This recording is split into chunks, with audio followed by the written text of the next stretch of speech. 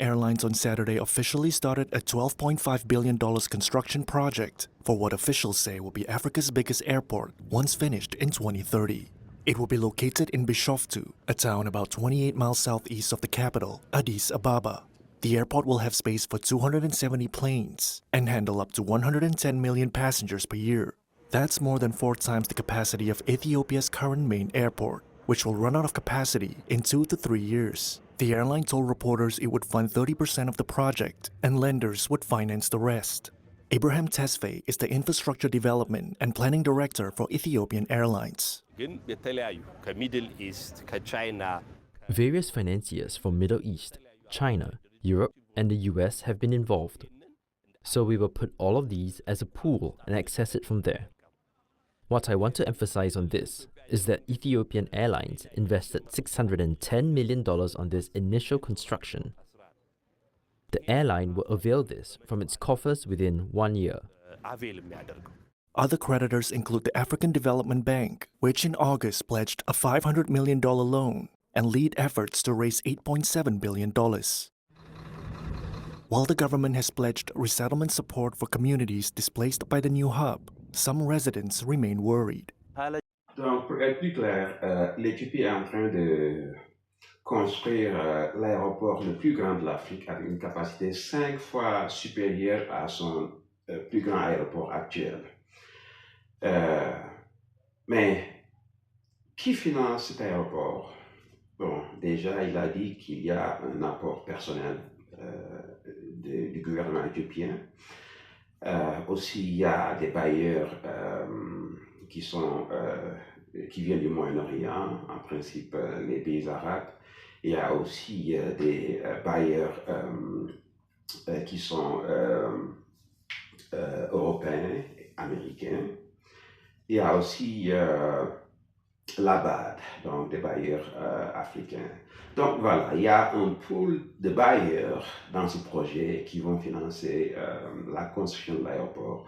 Donc, ce message, je le lance au gouvernement sénégalais, actuellement le gouvernement d'Ousmane Sonko, qui est en train de vendre une chimère aux citoyens sénégalais en disant que le Sénégal va procéder à un développement endogène. Un développement endogène, ça n'existe pas. On peut bel et bien vendre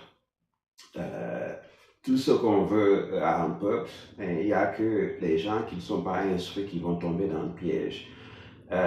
Tout ce qu'on peut dire, c'est qu'on peut essayer de créer un développement dans certains secteurs, un développement plus ou moins autonome, mais il n'existe aucun pays au monde qui peut vivre dans l'autarcie. Actuellement, le Sénégal est confronté à un problème de financement et Ousmane Sonko, qui est le Premier ministre, est en train de s'entêter dans sa position parce qu'il dit que la restriction de la dette sénégalaise ne peut pas se faire avec l'implication du FMI. Principalement, il refuse la restriction de la dette qui est énorme. Il y avait des projets qui ont été créés, notamment la création d'un aéroport. Il y avait aussi le TER, un train qui lie la capitale sénégalaise avec la banlieue. Beaucoup de projets qui ont été réalisés et qui fonctionnent actuellement très bien.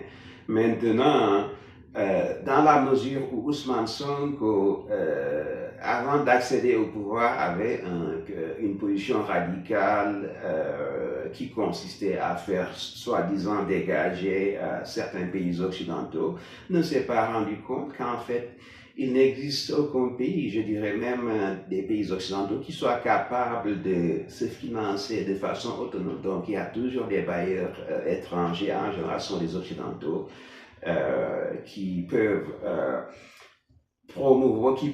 procurer le financement de certains projets. Donc, il a cherché à créer une idée comme quoi le Sénégal pourra se gérer lui-même, sans pour autant comprendre que le financement de beaucoup de projets nécessite l'implication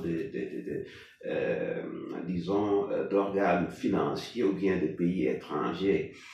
Et malgré le fait que le pays soit dans un marasme financier, il s'entête dans sa position et C'est tout simplement, cette vidéo sert à faire comprendre aux gens que même l'Éthiopie, qui est beaucoup plus grand que le Sénégal, n'est pas en mesure de s'autofinancer. Donc, par conséquent, il faudrait qu'il arrête de vendre le rêve aux Sénégalais, leur faire comprendre que sa position est intenable et tôt ou tard, il sera obligé de faire avec le FMI parce que quand on finance un pays, en général, qui sont les bailleurs?